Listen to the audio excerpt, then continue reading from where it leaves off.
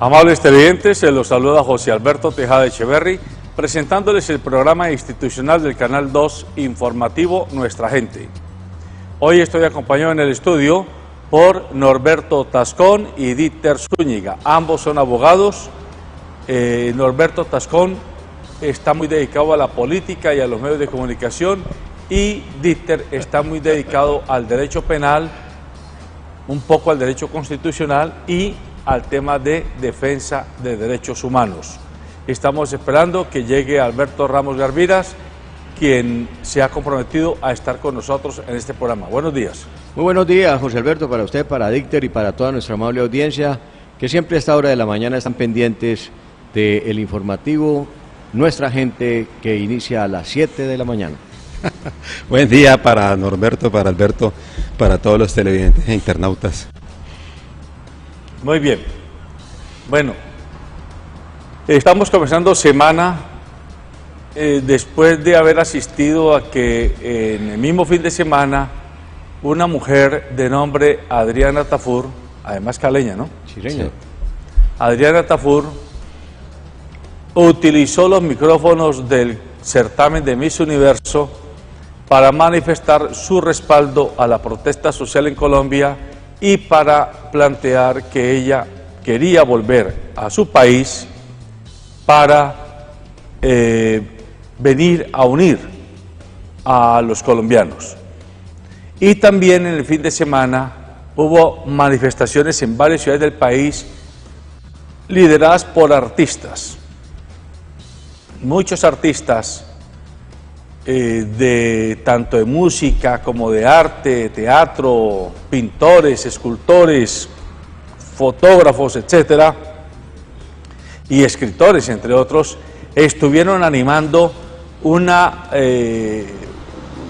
yo diría una rumba gigantesca, ¿no?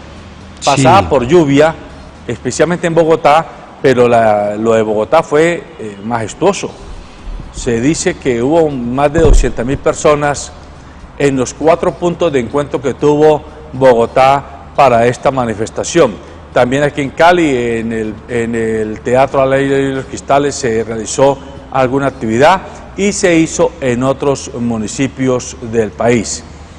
Yo quiero comenzar por un poco escuchar la interpretación que ustedes tienen de estas secuencias que he venido dando, donde uno no ve sindicalistas, no ve personas con discursos vociferantes, para decirlo en una forma provocadora, mamertos, sino discursos muy diferentes, ¿por qué no? Muy estéticos. Bueno, estaba diciendo que fue todo un espectáculo lo presenciado el fin de semana. Aquí en Cali yo tuve la oportunidad de estar desde el comienzo del evento en el Teatro al Aire Libre de los Cristales. Se inició con la Filarmónica del Valle, una presentación impecable. El director de la orquesta también manifestó su apoyo al paro. Siguieron pues los ritmos del Pacífico colombiano y terminamos algo con rap y salsa. Y como los Cristales tienen el problema pues de que hasta determinada hora se pueden hacer los eventos, pues se decidió con Pacifico Power arrancar en una marcha hacia las banderas. Obviamente pues hubo un personal mucho más reducido que lo que pasó en Bogotá, tiene que ver con la accesibilidad del escenario, pero fue bastante importante lo que ahí se presentó. Lo de Bogotá pues ni se diga. Interesante la llamada que hizo uno de los cantantes que se presentó a ese evento para que se unieran todas estas grandes estrellas que en algún momento se unieron frente a la situación de Venezuela, por ejemplo, y que esperaríamos que estuviesen acompañando estas manifestaciones acá en Colombia. El arte se pronunció y bueno, tal parece que seguimos en ello, porque ahora en la mañana va a haber aquí en el parque de Jovita, mal llamado Parque de Jovita, porque realmente el Parque de los Estudiantes, las mujeres se han convocado a pintar un mural, Y en la tarde hay otros eventos, por la noche, digo, tipo 4 de la tarde hay una movilización por los derechos humanos. Recordemos que hoy es el Día Internacional de los Derechos Humanos. Pues hombre, José Alberto, yo creo que las marchas que se han venido dando son el producto definitivamente de lo que en un programa anterior decía, Colombia definitivamente está en un tránsito de generación. Y este tránsito de generación arranca precisamente por el empoderamiento que han venido teniendo los jóvenes, digámoslo, y los estudiantes particularmente, de lo que es la sociedad en este momento y de lo que ellos van a recibir de esta sociedad, padres, hermanos o congéneres, en el que ya son conscientes que definitivamente el mundo que van a recibir es un mundo de basura, es un mundo lleno, si bien es cierto, de tecnología, pero una tecnología que está generando contaminación, etcétera. Es decir, estamos acabando con el futuro real que el país tiene, y esto ha motivado a que las marchas, yo creo que es primera vez en la historia de Colombia que se mantiene un paro por más de 2 semanas, y vivo lo del sábado, lo del domingo, precisamente en Bogotá y en las demás regiones del país, fue apoteósico. Y allí ya entró un ingrediente que es importante, y es la esencia cultural de un país, porque cuando salen los escritores, los poetas, salen los cantores, cuando salen a la calle los economistas, los exministros de Estado, pero fundamentalmente la academia cultural del país, y presentan otra realidad, porque la manifestación del domingo a mí me parece que fue mucho más grande y mucho más apoteósica que la del 21, y eso lo que le va a generar a este país, primeramente, es que no se apague la llama de la solicitud de cambio. Segundo, que el presidente entienda que no es charlando, que esto es en serio, y que estos estudiantes tienen cuerda para mucho rato, estos jóvenes tienen cuerda para mucho rato, y sobre todo que las expresiones culturales que salieron a la calle, con cánticos, con orquestas, con todo tipo de instrumentación, para revivir en la gente que ya esto no continúa más, y que no están de acuerdo con esta clase política que un día le dice al país que no están de acuerdo con las reformas tributarias, con las reformas pensionales, con las reformas laborales, con todo este tipo de cosas, y al día siguiente están en el Congreso aprobando con lo que en la calle dijeron no.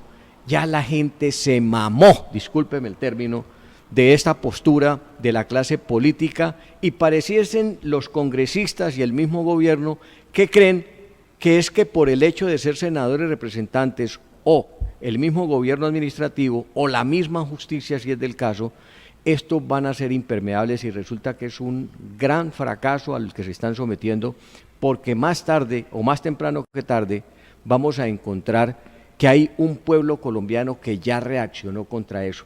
Lastimosamente el presidente todavía sigue creyendo que esto es charlando, y que los estudiantes se van a cansar, y que no hay lugar a hablar sobre los temas que son objeto de las protestas en la calle, sino que hay que hablar de lo que a él le interesa, y hablar de lo que él considera es trivial, pero que para la gente puede ser en un momento dado mecanismo de rabias para seguir en las calles manifestando este deseo de cambio, que no hay quien lo interprete.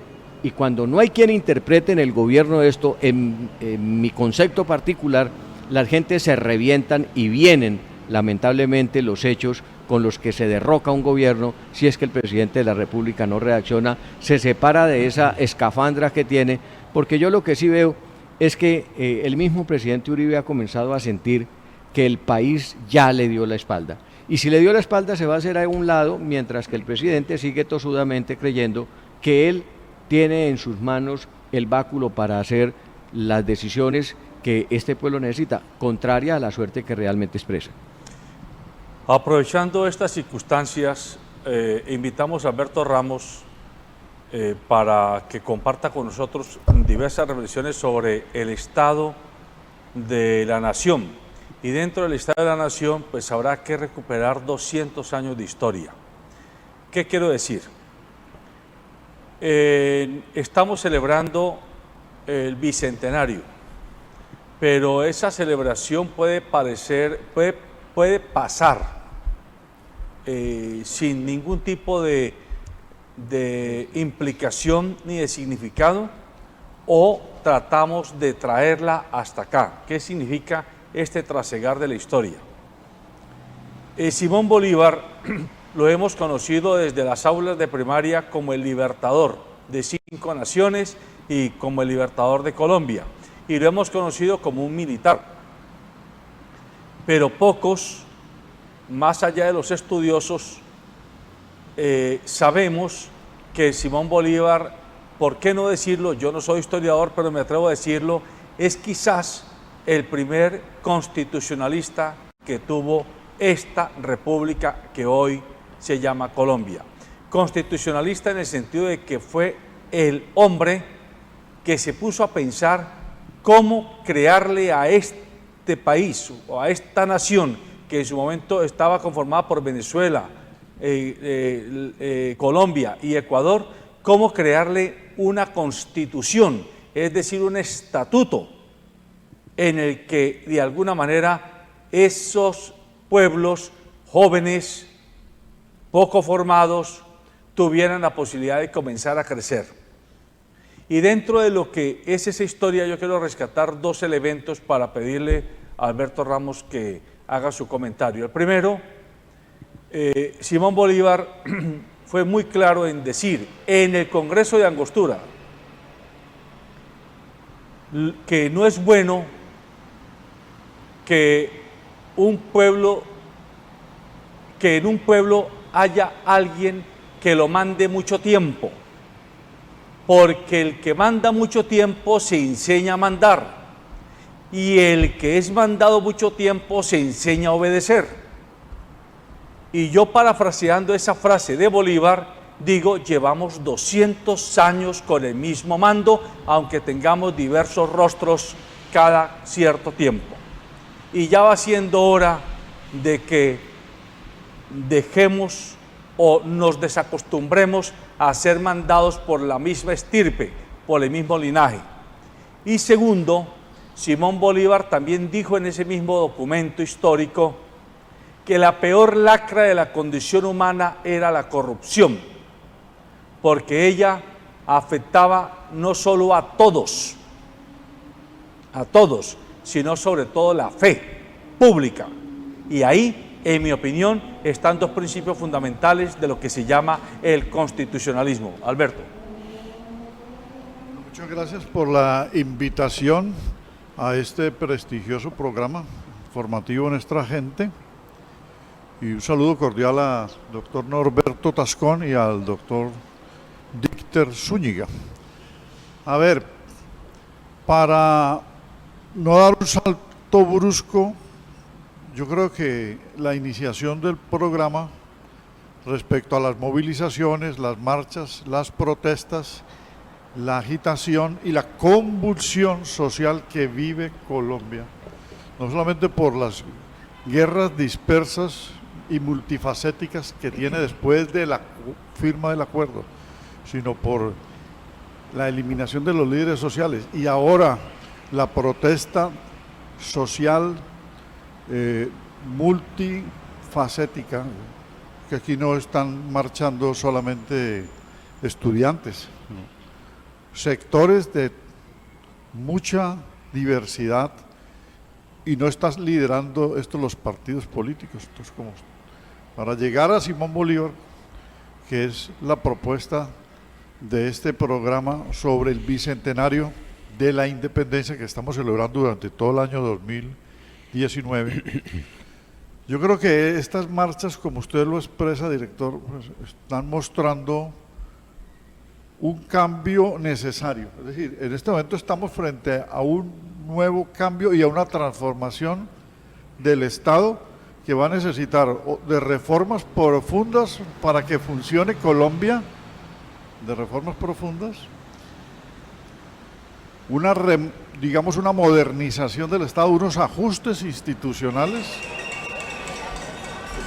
y llevamos 200 años, como usted lo dijo, desde la independencia, con cambios que se han dado a través de guerras civiles en el siglo XIX. Cada guerra civil, de las 9 grandes guerras civiles, hubo una reforma constitucional en el siglo XIX y en el siglo XX varias etapas de violencia y varias guerras después de el periodo de relativa tranquilidad hasta 1930. Ya en el 48 se inicia otro tipo de violencia que venía precedida de una violencia contra el gaitanismo, y luego contra el liberalismo, y luego una violencia bipartidista de toda la década del 50, y luego las violencias de las guerrillas que nacen a principios del 60, y luego todo lo que ha habido con el narcotráfico, el paramilitarismo, es decir, guerras inconclusas que ahora están cruzadas por reductos, rezagos de esos conflictos no resueltos debidamente, como no se resolvió con las FARC. Entonces la agitación social exige un cambio. Bueno, pues Simón Bolívar, para atar lo que está pasando hoy con lo que él hizo, actuó en un momento muy importante, básicamente de 1810 a 1830, 20 años. Y lo que él encontró es que casi durante 300 años, cuando ya se formó y decidió actuar, durante 300 años habíamos estado dominados por los españoles. 50 años de conquista y 250, 260 de colonia, sometidos y explotados, y nuestros minerales se iban para Europa y se volvió una potencia España, y nos dominaron no solamente en el virreinato de la Nueva Granada, sino desde México hasta Argentina. Y lo que él buscó, como usted lo plantea, director, con la Constitución de Angostura inicialmente, que es la más notoria después de las incursiones constitucionales que hizo en 1811 y en 1813 con las dos repúblicas venezolanas liberadas, fue establecer la Gran Colombia, Colombia, Venezuela y Ecuador juntos, y por supuesto Panamá, que luego se liberó. Una constitución para que funcionara un Estado que pudiera producir su propio derecho, porque vivíamos bajo el derecho impuesto por los españoles con esa forma de dominación. Y nació la Gran Colombia, y luego tuvo que luchar para que no se deshiciera la Gran República que él formó. Pues bueno, hoy estamos nuevamente ante cambios necesarios que debe ser, sí, de una reforma constitucional para modernizar lo que no han dejado avanzar de la democracia que varias veces hemos querido que funcione. El último intento fue en 1991, pero en este momento se requiere nuevamente un ajuste a las instituciones. Y termino con ese discurso de Angostura que usted cita. Él planteó inclusive que la corrupción debería ser un asunto de preocupación de todos y que vigilaran a los funcionarios públicos, y planteó o esbozó una cuarta rama, la rama moral, que va a perfeccionar en 1826 con otra constitución, la de Bolivia, que pretende extender a la Gran Colombia. ¿Verdad? Que la moral por encima de todo, que fuera una rama, de allí nacen los órganos de control de esa propuesta de él, y la moral atada a la ética, y en Colombia es de una falta de moral o una descomposición de la moral en las élites. No estamos hablando de todos los colombianos que han dirigido bajo diferentes mandos, ¿sí? O investiduras o mascaradas, y son los mismos del bipartidismo del siglo XIX que subsiste todavía en el siglo XX, y en el siglo XXI ahora están metamorfoseados con otros nombres. La gente de Cambio Radical y de la U son los mismos liberales y conservadores disfrazados. Bueno, no, yo quisiera aprovechar la oportunidad, por un lado, para felicitar al maestro Alberto Ramos por la reedición de su texto sobre Simón Bolívar, sobre el cual hicieron el lanzamiento, tengo entendido, ayer en Buga, y también felicitarlo por la serie de clics que ha estado produciendo aquí mismo en el Canal 2 sobre los 200 años de independencia de Colombia. De verdad que es un aporte valioso que hace usted para que la gente conozca su historia y, como se dice por ahí, pues, no tienda a repetirla. La verdad es que sí siento sobre, de pronto, de plantear en un momento histórico como esto, cuestiones como reformas constitucionales. Mire, en estos días casualmente le decía a un amigo mío que hoy en día estaba entendiendo mejor el por qué Bolívar se desesperaba tanto con algunos de sus compatriotas, el caso de Miranda, inclusive de Santander, porque mientras él estaba en un proceso revolucionario de cambio, de sacar a los españoles, de transformar las instituciones y darle, mejor dicho, forma a las instituciones, a todo eso que estamos hablando aquí de constitucionalismo, a la república como tal, otros estaban en cierta forma frenando ese proceso que necesitaba un movimiento mucho más rápido precisamente para concretarse. Lo que pasa es que él de todo modo ya tenía una visión mucho más amplia, no se trataba simplemente de liberar unas regiones, crear unas estructuras mínimas, sino también de crear una gran nación, esa gran nación de la que hablan aquí, de la Gran Colombia.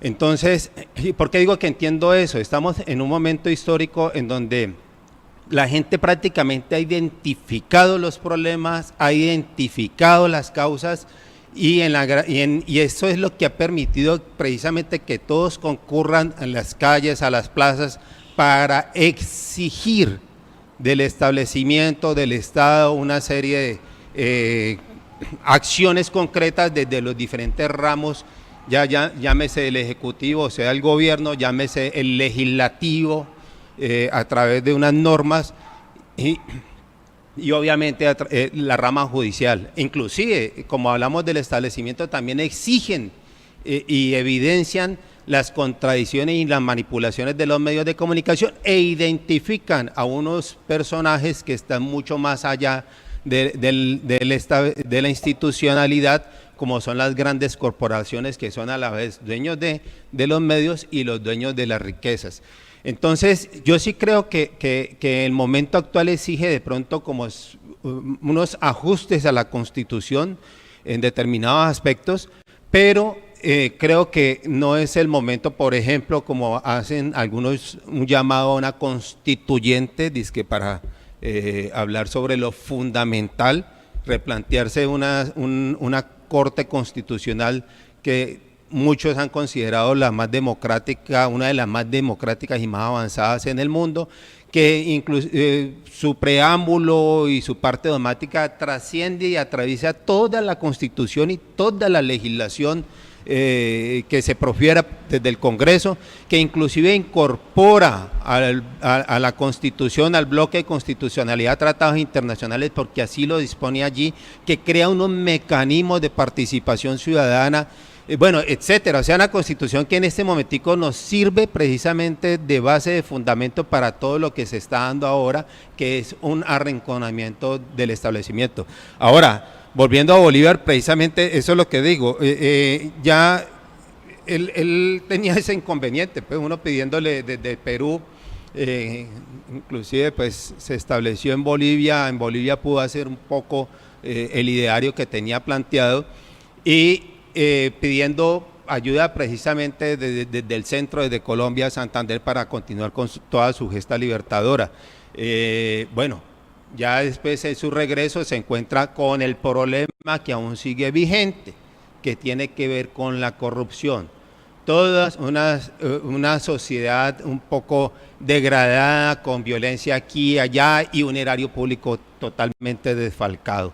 Entonces, eso sí es identificar de pronto ciertas realidades. Y lo otro que tenías, que hablaba sobre las familias, precisamente haciendo una lectura en estos días de un historiador, decía que una de las propuestas de Bolívar, y eso me lo corregirá de pronto Alberto Ramos, era el Senado hereditario. Tal parece que eso sí caló aquí. Que es una especie de copia de lo que pasa en Inglaterra, ¿no? Que tiene que ver con la Cámara de los Lores, pero en Bolívar era como la idea de generar cierta estabilidad a través de unas personas debidamente formadas, capacitadas, pero de ahí de pronto viene que se hayan proyectado a través del tiempo.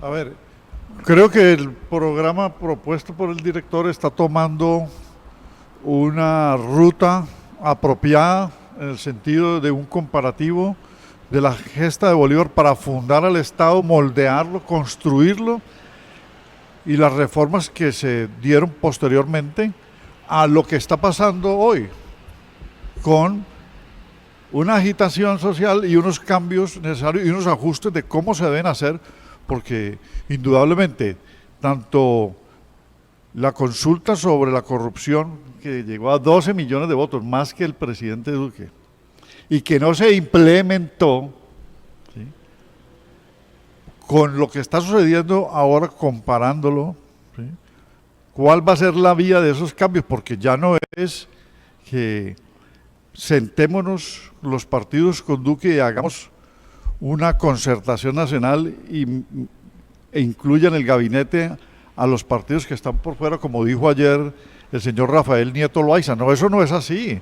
O sea, ahora es de un cambio que tiene que ver con los movimientos sociales y con una realidad económica que está acongojando a todos por el paquetazo tributario. Entonces, volviendo a Bolívar, ¿qué pasa? Cuando él está en el Perú, ¿sí?, resulta que se vuelve presidente del Perú, después de una conversación en Guayaquil con San Martín, porque San Martín era el protector. O sea, San Martín había liberado inicialmente al Perú, pero no habían vencido los españoles, los argentinos, porque se habían, digamos, trasladado con reductos militares a la sierra. Allí estaban, como nosotros. Boyacá no nos liberó del todo. Boyacá permitió el avance de la guerra de independencia, pero unos se acantonaron en Pasto y otros se acantonaron en Cartagena, españoles, que había que derrotar también. Cuando está en el Perú y ejerce la presidencia, y aquí la está ejerciendo Santander durante casi 5 años en calidad de vicepresidente y presidente en funciones, es lo que propone es un modelo de constitución que evite deshacer la Gran Colombia, o sea, Colombia, Venezuela y Ecuador juntos. ¿Usted acepta que en ausencia de Bolívar, cuando le entrega a Santander la presidencia como encargado, es donde comienza a corromperse el naciente Estado Nacional? Sí, allí hay un foco de corrupción que pues daría para otro programa u otros programas, pero sí hubo foco de corrupción porque él fue rodeado por camarillas o sectores que buscaron los negocios. Es el caso de Camacho, del señor Camacho, de Florentino González, ¿sí? Pero todos bajo el ropaje del techo del sombrero de Santander. De Santander, porque el problema estuvo en que Santander tenía una visión regional de la guerra de independencia. Él sí participó y ayudó. Él conscribió granjeros, campesinos, logró financiación para la batalla de Boyacá, para Gámeza, para Pantano de Vargas, pero ya después de instalado en la presidencia, se fue por la vía legalista de una profusión de leyes y quedó conforme con la liberación del centro del virreinato, pero, o sea, de Colombia, Alberto, y descuidó a Venezuela y descuidó a Ecuador. Pero con la venia suya, como en realidad estamos hablando para el gran público y no para público experto, quiero preguntarle 2 cosas antes de darle la palabra aquí al doctor Tascón, que ya me la está pidiendo. Una, ¿por qué se afirma que Santander es el hombre de las leyes cuando el verdadero constitucionalista es Simón Bolívar? El hombre que pensó el Estado, que pensó los 3 poderes públicos y el 4.º poder, el poder moral. El hombre que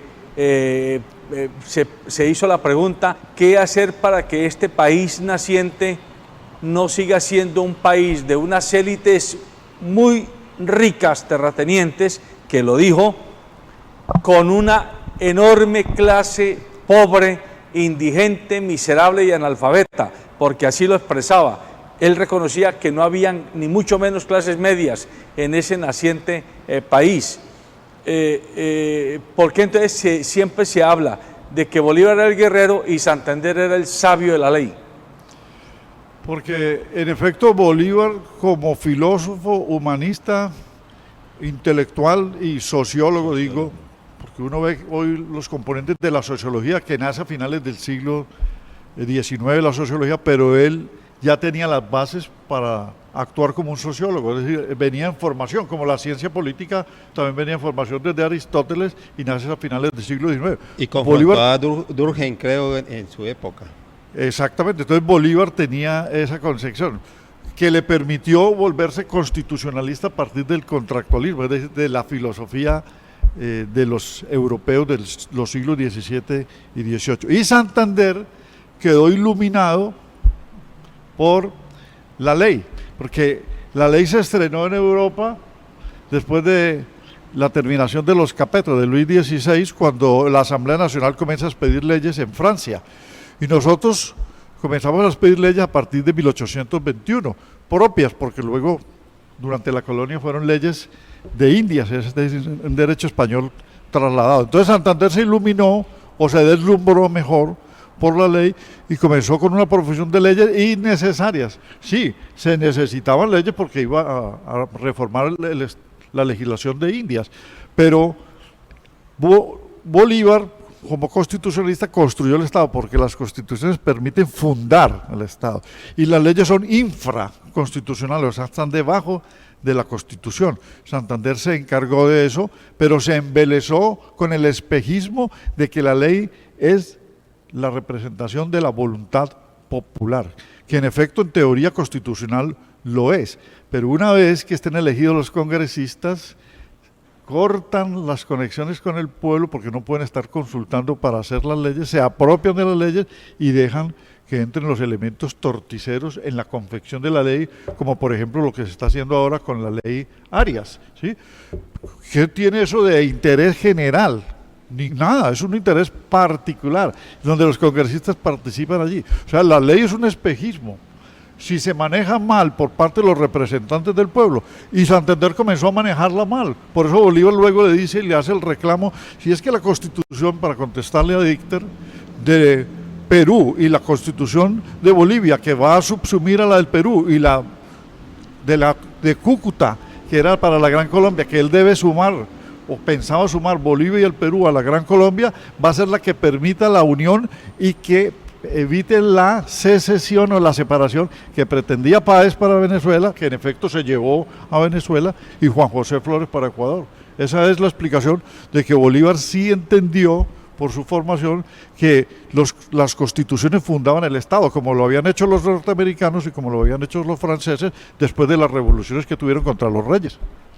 Doctor Alberto Ramos, primero pues felicitarlo porque usted es un investigador asiduo de los antecedentes de nuestras generaciones, y en especial esto que nos trae en su nuevo libro de el Bolívar, el constitucionalista. Regularmente, y yo comparto con usted, el objetivo de la ley es precisamente enmarcar unos deberes y unas obligaciones de la sociedad. Y del cumplimiento de esos deberes y obligaciones de la sociedad se adquieren derechos. Y ahí es donde comienza a volverse el equilibrio de esa sociedad a través del objeto de la ley.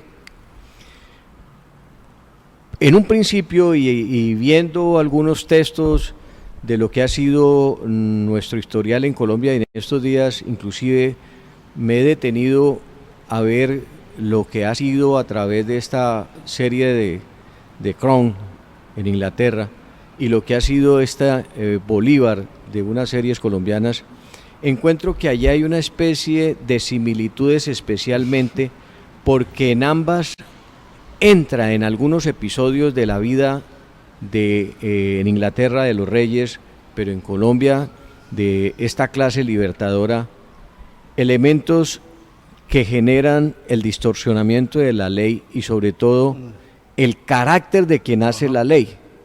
Por ejemplo,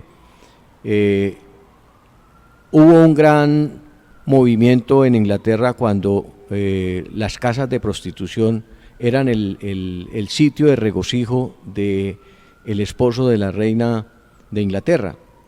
Acá, cuando las familias de las Ibáñez, que tienen un aspecto importante en la historia de Colombia, porque terminan los próceres de la patria embebidos en las faldas de estas mujeres que se han conocido como unas verdaderas prostitutas de la época de la revolución en Colombia, y que algunas de ellas lograron engendrar hijos que posteriormente fueron como creciendo con ese virus de la corrupción y con ese virus de que a veces se hace la ley para hacer posible que determinadas personas se queden con el Estado. Desde esa óptica, lo que usted escribe en su libro de este Bolívar y lo que estamos hablando de ese Santander, que tienen unas concepciones filosóficas completamente distintas a lo que sigue de ahí en adelante como Estado, ¿usted cree que faltó que estos dos próceres, que no podemos negar eran dos hombres de ley y de conformación de leyes claras y precisas, fueron perdiendo el norte y la objetividad de la ley con el advenimiento de estas costumbres que per se son malsanas, pero se comienzan a incrustar dentro de las leyes para favorecer a esos antros y demás? Pues no solamente ellos, los dos más importantes, porque pues también se dice que allí surgen los partidos políticos de ambos. Una manipulación que ha habido, por ejemplo, de Horacio Gómez Aristizábal, asignándole a Bolívar la creación del Partido Conservador. No, sí surgen los partidos a través de las dos grandes figuras, pero ellos no tuvieron esa pretensión, sino que más bien fueron personas que disfrutaron del poder estando Santander allí y manipularon, y hubo conspiraciones como en The Crown, que usted manifiesta en la serie de Netflix, también se ven esas conspiraciones, ¿no? Y se ve en el Perú, cuando ya abandona el Perú, como luego quieren retomar y colocar al general Lamar, y Bustamante trabaja otros intereses, y lo mismo le había pasado a San Martín, que había sido el protector. Los conspiradores lo sacaron prácticamente sin volverlo a apoyar, por eso él se retira. Entonces yo creo que hubo una distorsión, doctor Tascón, de la ley, en el sentido de hacer leyes innecesarias, y también en la interpretación de las leyes, que es el problema que tenemos hoy. El problema tanto de los jueces como de los líderes de los partidos está en la interpretación torticera de la ley, porque leyes tenemos suficientes. Creo que las Ibáñez son una raíz de ese entronque, tanto Bernardina como Nicolás Ibáñez. Preguntado de otra manera, si no hubiera muerto Simón Bolívar en 1830 y hubiera tenido la oportunidad de seguir al mando del país, habría sido otro en la dinámica menos torticera. Yo me quiero centrar ahí, ese es el hilo que yo quiero mostrar, que llevamos 200 años de entrampamiento, que las clases dirigentes de este país, comandadas por Francisco de Paula Santander, el primer político en ejercicio como presidente encargado de la naciente república, de ahí en adelante no hemos tenido sino dirigentes que han tenido agenda particular para los suyos, pero no agenda de país, no agenda de Estado. Que especulemos, usted con su estudio histórico, si Bolívar no hubiera muerto y hubiera tenido por lo menos 10 años o 15 años más de protagonismo, habría podido enderezarse un poco este estilo ladino con el que dirigen el país las élites. Pues si hubiesen operado esas instituciones que él pensó en Bolivia, o sea, el poder moral y la rama electoral, que también había trabajado desde Angostura, que hoy tenemos la gran corrupción es por las elecciones, que dio hasta motivo de guerras civiles en el siglo XIX, como la de 1885, sería distinto. Pero no pudo, si él no hubiese muerto en 1830, él habría evitado posiblemente que Venezuela se separara y Ecuador se separara, porque él quería un Estado fuerte para enfrentar a los Estados Unidos en un futuro, y a Brasil, y por eso quería unir a Perú y a Bolivia. A ver, entonces me atrevo a decir lo siguiente, es que él no fue a Santa Marta a morir, sino que se enfermó el 1 de diciembre y murió el 17.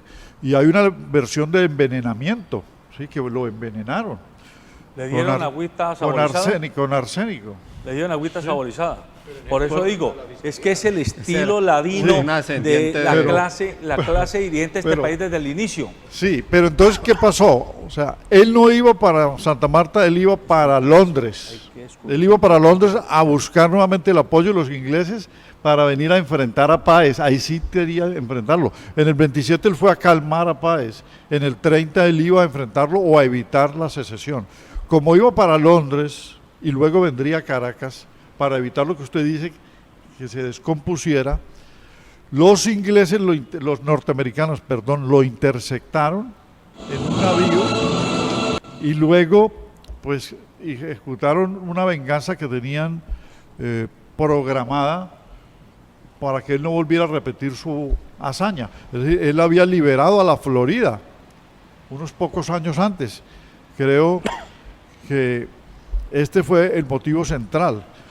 La Florida estaba tomada por los españoles, porque la Florida, ustedes saben que no era parte de los Estados Unidos. Y él mandó al general MacGregor y con un regimiento vencieron a los españoles. Él quería la Florida para luego liberar a Cuba. De tal manera que en 1830 vieron la oportunidad, ¿sí?, de terminar con la vida de Bolívar, y los norteamericanos que hicieron un negocio oscuro con los españoles, es decir, los españoles perdieron el poder de la Florida en manos de Bolívar, del ejército de Bolívar. Hicieron una transacción, un contrato, de los contratos oscuros que conoce la historia de Colombia en todo el siglo XX y en el siglo XXI, comprando Estados Unidos a España, cuando ya ellos habían perdido el poder, comprándole la Florida. Y por lo tanto mandaron el ejército de los Estados Unidos a sacar a los militares colombianos que estaban allí preparando la toma de Cuba. Esa fue la versión, es la versión que hay en un libro, ¿sí?, de Mier, que es un descendiente del dueño de la quinta de San Pedro Alejandrino, donde murió Bolívar. Alberto. Se llama La Carta, el libro se llama La Carta. Algunos historiadores plantean, los bolivarianos, plantean que Bolívar era, desde el punto de vista del manejo económico, muy escrupuloso, claro, y que él llevaba las cuentas y exigía que se diera rendición de cuentas públicas, que era muy exigente, y que eso fue uno de los primeros tropiezos que tuvo con esa camada de líderes que tenía a su lado, que no veían con buenos ojos por qué tenían que comenzar a rendirle cuentas a ese populacho que o era indígena, o era esclavo, o en todo caso era analfabeto, ignorante y miserable. Y Bolívar se mantenía con la posición de que había que rendir cuentas y que la plata no se podía utilizar en asuntos personales. Hasta donde ha llegado su investigación, ¿usted ratifica esa versión de los historiadores que la comentan o no es tan así? No, es así. Inclusive él toda su fortuna la aplicó a la guerra de independencia. Y la quiebra de él cuando estaba ya en Jamaica en 1815 buscando ayuda de los ingleses, ¿sí?, se da porque Pablo Morillo, cuando llega a Caracas, funda una junta de secuestro de bienes, y le quita 5 fincas y se la entrega a criollos amigos de Morillo para que las administren. Él perdió todas las propiedades. O sea, Bolívar fue muy pulcro en el manejo de la hacienda pública. Pero Santander, cuando usted hizo la pregunta anterior, y termino aquí, uno de los primeros negocios está hacerle la concesión a Camacho de las minas de Nemocón. Perdón, que se le habían ofrecido a Camacho, pero que luego él termina dándosela a Nicolás Ibáñez, que era su amante. Las minas de Nemocón. Y también en el manejo de la Casa de la Moneda vemos en la serie, que es una serie basada en hechos reales, porque biografías de muchos escritores importantes, se ve el manejo, digamos, un poco oscuro de los dineros de la Casa de la Moneda por parte de Santander. Bueno, O sea, a modo de pregunta uno le diría a Alberto, que es el historiador y del que estamos de plácemes con su libro, uno podría hacer la comparación a la época actual y decir que Bolívar era realmente el estadista, mientras que Santander se dedicó fue a ejercer como gobernante de un grupo, de un sector, tal como lo estamos viviendo hoy en día. Es decir, alguien, por ejemplo, en cierta forma Santos obró o actuó como estadista al dejar las bases de una paz con un movimiento insurgente, mientras que actualmente que estamos en el gobierno de Duque estamos ante una persona que representa los intereses de un sector en particular, no representa los intereses de la nación como tal. Eso por un lado. Lo otro, sí quisiera decir que Bolívar era una persona que valoraba mucho la igualdad, pero la igualdad real, material, es decir, él lamentaba mucho, por ejemplo, la extinción prácticamente de los indígenas, las negritudes, cómo se fueron mezclando con los blancos, con los indios, y había una clase criolla. Entonces las condiciones reales de su época daban para un trato muy distinto a lo que uno espera hoy en día, ¿no? Por eso era una persona centralista, aunque se decía que con transición hacia el federalismo, porque le gustaba esa idea. Y efectivamente pues intentó gobernar con fuerza, con poder, porque la época así lo decidía. Pero efectivamente sentó las bases de la República, la Constitución, el constitucionalismo surge de ahí, mientras que las legales ya vienen por parte de Santander. Sí, Bolívar, digamos, el centralismo, él abrazó el centralismo porque consideraba que el federalismo llevaba a la división, como ocurrió durante el periodo de la Plata y la Boba, que son provincias unidas de la Nueva Granada al estilo federal tomado de Norteamérica, y luego ya defiendes el centralismo para evitar la dispersión, Pero hay una cosa inclusive que también decía, ¿no? O sea, la desigualdad es producto de la naturaleza, y la ley la ponía era al servicio precisamente para compensar esas desigualdades, para buscar hacer de los hombres personas iguales, y a partir de ahí crear lo que sería la Gran República posteriormente. Doctor Alberto, cuando usted se enfoca en presentarnos a este Bolívar constitucionalista, no el guerrero, y que tropieza con algunas posturas de Santander, que en ese momento prácticamente, a pesar de haber participado en las diferentes batallas de independencia, se fue deslindando hasta convertirse en el precursor de esas leyes. Todo ese paradigma con el que nace, digamos, la nueva república en Colombia, traslapada a lo que hoy tenemos, ¿qué diferencia nos muestra usted entre eso que fue el inicio de la república y lo que hoy tenemos como república en Colombia? Es decir, ¿qué hay allí en ese medio que ha hecho que en este momento el país trasegue, a pesar de que tenemos leyes para todo y tenemos normas para todo, en este ámbito de corruptela, en este ámbito de apropiarse de lo público para hacerse a lo privado, para enriquecerse con lo público y crear esta desigualdad tan profunda que hoy tiene movilizado al país, especialmente cuando los jóvenes en materia medioambiental están siendo los precursores de lo que puede ser realmente el cambio de actitud en los colombianos? A ver, diría que una de las grandes decepciones de Bolívar cuando regresa del Perú después de ser 5 años presidente y haber fundado Bolivia es encontrar en el recorrido de todo el territorio nacional para llegar a Bogotá la misma situación de desesperanza de la gente, de desigualdad, de no aplicación de los derechos humanos, de falta de nivelación, porque realmente cuando se da el triunfo de la guerra de independencia aparecen sectores regionales que son caudillos agrarios que se convierten en terratenientes, ¿sí? Y fundan y ahí sí se despotran en los partidos políticos. O sea, los españoles le quitaron a los indígenas todas las tierras con las capitulaciones. Los líderes de la guerra de independencia le quitaron la tierra a los españoles, pero no se la entregaron, no hubo reforma agraria para los campesinos que participaron en la guerra, ni para los esclavos. Es que él formó un ejército guerrillero de campesinos y de esclavos, de pardos y de criollos, pero los criollos se quedaron con todo volviéndose terratenientes. Y si le habían prometido a los esclavos que los liberaban por participar en la guerra de independencia. Eso fue una promesa, correcto, incumplida. Y se incumplió porque los constituyentes de Cúcuta los liberaron a los esclavos, pero con la ley de vientre, o sea, los que nacieran de esclavos, pero siguieron siendo esclavos los padres. O sea que fue algo a medias, y las desigualdades continuaron.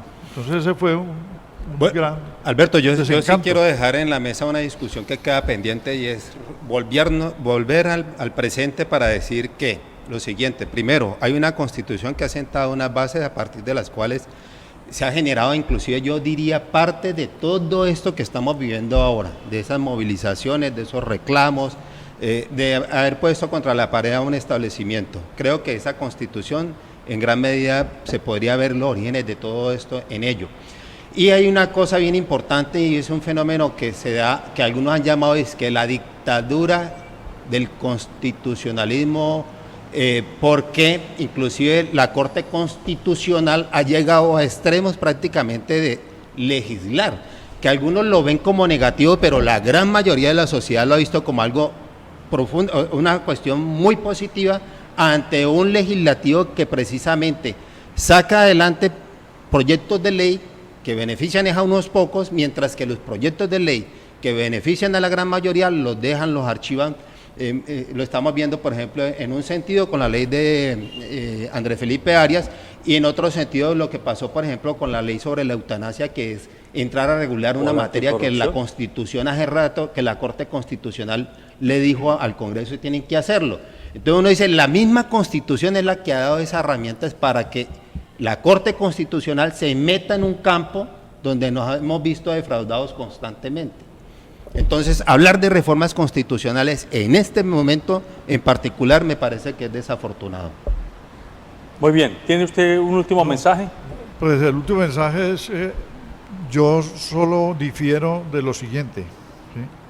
Problema de cambiar un Estado o transformar un Estado no tiene sino tres vías, ¿sí? La reforma constitucional, que está en el artículo 374 de la Constitución, con una constituyente, la reforma constitucional con un referéndum que vota el pueblo, y los actos legislativos que son reformas constitucionales graduales del Congreso.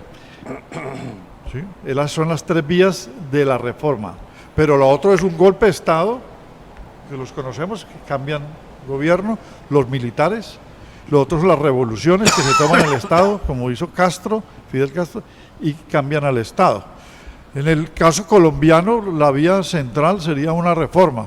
Y todas las reformas se han ido perdiendo. Miren ustedes entonces, te termino, el proceso de paz lo hizo Santos. Bueno, entendió que había que conversar con un actor político armado que llevaba muchos años. Había que implementarlo y lo desbaratan los del Centro Democrático, desbarataron el proceso de paz. ¿Sí? Entonces, nos vamos hace 200 años, arman al Estado y luego otros lo desbaratan por el caudillismo de Páez, el caudillismo de Santander, el caudillismo de Juan José Flores, que fueron los que desbarataron la Gran Colombia. Muy bien, ¿Podríamos inventar que hoy ese caudillismo de Uribe es el que desbarata todo este proceso? Pues yo creo que toda la ira social y toda la identificación con alguien que incendia la República hace que inclusive él sienta ya que no es fingido ni que son enviados los que gritan contra él, sino que hay un clamor de malestar por impedir el avance en la reconstrucción del Estado. Muy bien, revisando la obra de Alberto Ramos Garviras, Bolívar, el constitucionalista, uno lo que piensa es en las enormes fallas que tiene un enfoque de capitalismo académico, que es en el que se sustenta este Estado neoliberal, no solo en Colombia, sino en los países occidentales contemporáneos. ¿Qué quiero decir con ello? Quiero decir que se nos ha vendido la idea de que al estudiante desde los primeros años y ya específicamente a nivel medio y a nivel de secundaria hay que formarlo como capital humano funcional a la reproducción del capital económico y no del capital social y cultural de la República. Entonces, cuando al ser humano, al niño y al joven, se lo forma como capital humano económico, pues es claro que entonces habrá que enfocarlo en que todas sus destrezas, todos sus aprendizajes, todas sus preocupaciones estén en el ámbito de lo económico, en el ámbito de la productividad, de la rentabilidad económica, haciéndola equivalente a rentabilidad dineraria. Es necesario que en esta convulsión que la juventud, que la Colombia joven está promoviendo, se exija que haya un enfoque que vaya más allá de el enfoque economicista. Hay que tener funcionalidad no solo económica, hay que tenerla social y cultural. Y para ello hay que reivindicar de nuevo disciplinas y cátedras como la historia, la antropología, la filosofía, que están siendo tomadas en las universidades y en los colegios como la costurería, como lo que no sirve, como lo que es perdedera de tiempo. Grave error que se comete, no solo por parte de los rectores de las instituciones educativas, sino de los mismos líderes juveniles y estudiantiles que no le paren bolas a recuperar el conocimiento y la reflexión sobre nuestra propia historia, la historia de la humanidad y las razones de ser de por qué somos civilización humana y para dónde debemos seguir como proyecto humano si es que queremos merecer un tiempo y un espacio en la historia del cosmos. Ese punto merece una reflexión particular y lamentablemente casi nunca se da. Pues en buena hora Alberto Ramos se pone en esa tarea y nos obliga a pensar. Solamente hágase esta pregunta: ¿cuántos de los 262 congresistas conocen un poco de historia de Colombia? Estoy seguro que haciéndoles un examen riguroso, menos del 20% podrán pasar con decoro la lección.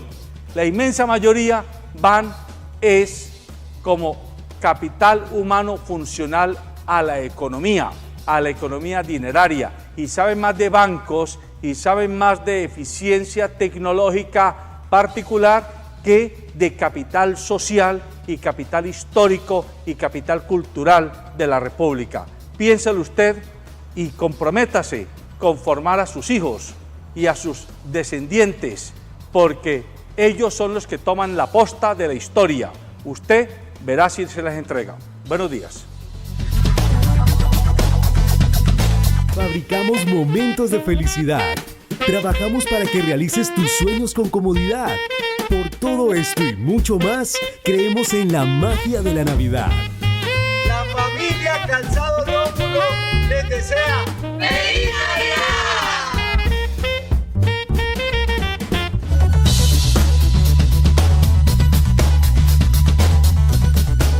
Corporación Cívica Daniel Guilar Secán. Formamos y producimos por Colombia. Corporación Cívica Daniel Guilar Secán. Formamos y producimos por Colombia.